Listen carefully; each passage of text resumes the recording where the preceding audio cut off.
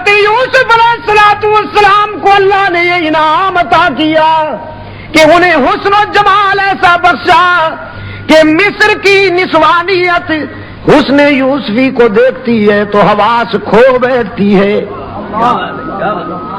کچھ کہنا چاہتا ہوں، میرے الفاظ سمجھیں گے آپ تو پھر بات بنے گی. حضرت یوسف کو وہ حسن عطا کیا کہ مصر کی نسوانیت، مصر کی دوشیزگی جب یوسف کو دیکھتی ہے تو حواس کھو بیٹھتی ہے.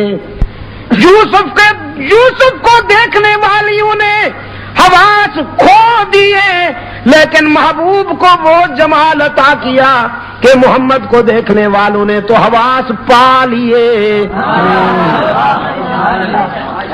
یوسف کو دیکھنے والیوں نے انگلیاں کٹوا دیں، ایمان نہیں لائیں.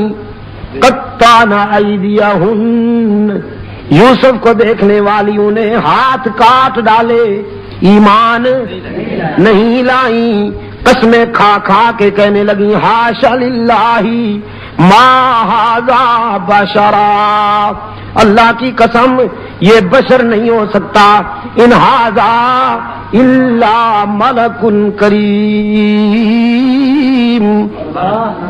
یہ تو کوئی بہت بڑا نوری معلوم ہوتا ہے، نوری.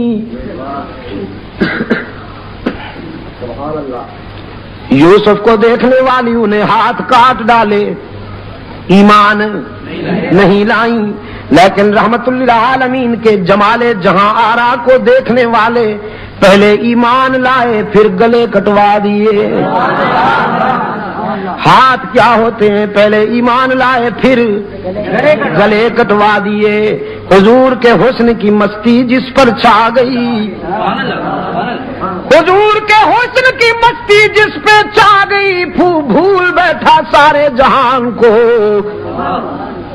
بھول بیٹھا سارے جہان کو. حضرت ابو ہریرہ والدہ کی مار کھا کے آتے ہیں، روتے ہوئے رحمت للعالمین کی بارگاہ میں حاضر ہوتے ہیں، عرض کرتے ہیں حضور ماں نے مارا ہے. رحمت عالم صلی اللہ علیہ وسلم نے فرمایا کوئی گستاخی تو نہیں کی؟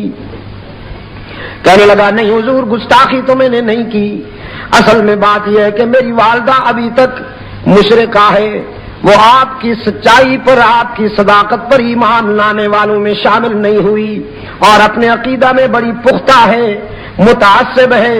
میں جب آپ کے قدموں سے اٹھ کر گھر پہنچا، میری ماں نے پوچھا کہاں سے آئے ہو؟ میں نے عرض کیا میں وہاں سے آیا ہوں جہاں جبرائیل بھی عاجزی سے حاضر ہوتے ہیں، رحمت للعالمین کے قدموں سے آیا ہوں. میری والدہ جوش میں آ گئی، غصے نے فرمایا پھر تو نے کیا جواب دیا؟ ابو ہریرہ کہتے ہیں عقل و خرد کو چھو نہ سکا وہ تمام عمر، عقل و خرد کو چھو نہ سکا وہ تمام عمر، جادو تیری نگاہ کا جس پر بھی چل گیا. میں نے ماں سے کہہ دیا صرف تیرا گھر نہیں ساری دنیا کو چھوڑ دوں گا لیکن آمنہ کے لال کا دامن نہیں چھوڑوں گا، ساری دنیا کو چھوڑ دوں گا لیکن رحمت للعالمین کے قدموں سے جدا نہیں ہو سکوں گا. پھر میری ماں غصے میں آ گئی، اس نے مجھے مارا، گھر سے نکال دیا اور کہنے لگی میرے گھر اس دن آئیے گا جس دن حضور کا در چھوڑنے کا فیصلہ ہو جائے. رحمت عالم صلی اللہ علیہ وسلم نے فرمایا پھر یہاں کیوں آیا ہے روتا ہوا؟ یہ تو بیٹے اور ماں کی بات ہے، اس میں ہم کیوں انوالو ہوں، ہم کیوں انٹرفیئر ہوں؟ یہ تو ماں بیٹے کا مسئلہ ہے. ابو ہریرہ نے عرض کیا آقا اس لیے حاضر ہوا ہوں کہ دینے والے سے مانگ لیجئے، دینے والے سے مانگ لیجئے. جس نے مجھے ایمان کی روشنی عطا کی وہ میری بوڑھی ماں پہ بھی رحم کر دے. والدہ کا ایمان مانگنے کے لیے آیا ہوں اللہ سے. رحمت عالم صلی اللہ علیہ وسلم نے ہاتھ اٹھا دیے. اللہم اہدی ام ابی ہریرہ، اللہم اہدی ام ابی ہریرہ. الہ العالمین، میں التجا کرتا ہوں ابو ہریرہ کی ماں کو ایمان عطا کر. ادھر حضور کے ہاتھ اٹھے، ادھر ابو ہریرہ دوڑ گیا، دوڑتا چلا جا رہا ہے.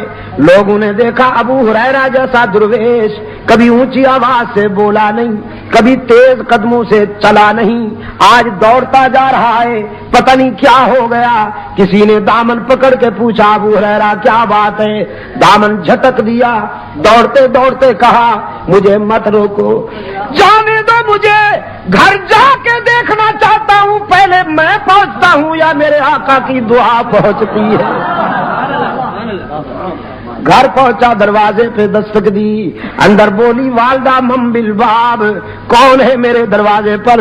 ابو ہریرہ نے عرض کیا ماں جی اگر تیرے بوڑھے ہاتھوں میں قوت ہے مارنے کی تو بیٹا پھر حاضر ہو گیا ہے مار کھانے کے لیے، دروازہ کھولو. والدہ نے کہا بیٹے کچھ دیر انتظار کرنی ہوگی، انتظار کے بعد دروازہ کھلے گا. ابو ہریرہ کہتے ہیں میری والدہ کی آواز کانوں میں پڑی، میرے ضمیر نے فیصلہ دیا کہ رحمت للعالمین کا تیر نشانے پہ لگ چکا ہے. آواز میں کفر کی تلخی رخصت تھی، ایمان کی لذت کار فرما تھی. تھوڑی دیر کے بعد دروازہ کھلا. فرماتے میں نے غور سے دیکھا والدہ کے چہرے پر ایمان کا سورج طلوع ہو چکا تھا، سفید بالوں سے پانی ٹپک رہا تھا. میں نے پوچھا دیر سے دروازہ کھولا؟ کہنے لگی ہاں تیرے آنے سے کچھ دیر پہلے میرے دل پہ چوٹ لگی. میرے ضمیر نے فیصلہ کیا وہ زندگی بھی کیا زندگی ہے جو رحمت للعالمین کے قدموں سے دور گزر رہی ہے.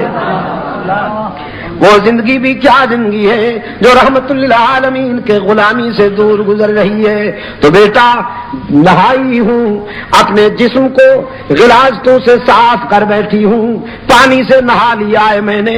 اب جلدی سے رحمت عالم کے قدموں میں پہنچا دے تاکہ میرے روح کی کثافتیں تیرا قائد اسلام کے ایمان کے آب حیات سے دھو ڈالے. عقل و خرد کو چھو نہ سکا وہ تمام عمر، جادو تیری نگاہ کا جس پر بھی چل گیا. اس نے یوسف کو دیکھنے والیاں تو انگلیاں کٹوا دیتی ہیں، ایمان نہیں لاتی، لیکن اللہ نے اپنے محبوب کو وہ حسن عطا کیا کہ دیکھنے والے پہلے ایمان لاتے ہیں پھر گلے کٹوا دیتے.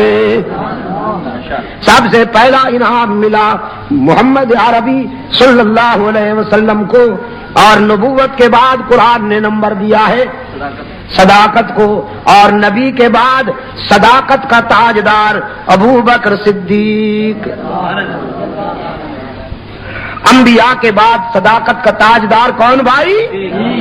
صدیق اکبر، جس کو خود حضور نے اس امت کا امام بنایا، جس کو خود حضور نے اپنی حیات طیبہ میں مصلی پر کھڑا کیا، جس نے اپنے قائد کی حیات طیبہ میں اس امت کو 17 نمازیں پڑھائیں، اور جس کی قیادت میں اس امت نے جھوٹے نبیوں کو پیوند ضمی کیا.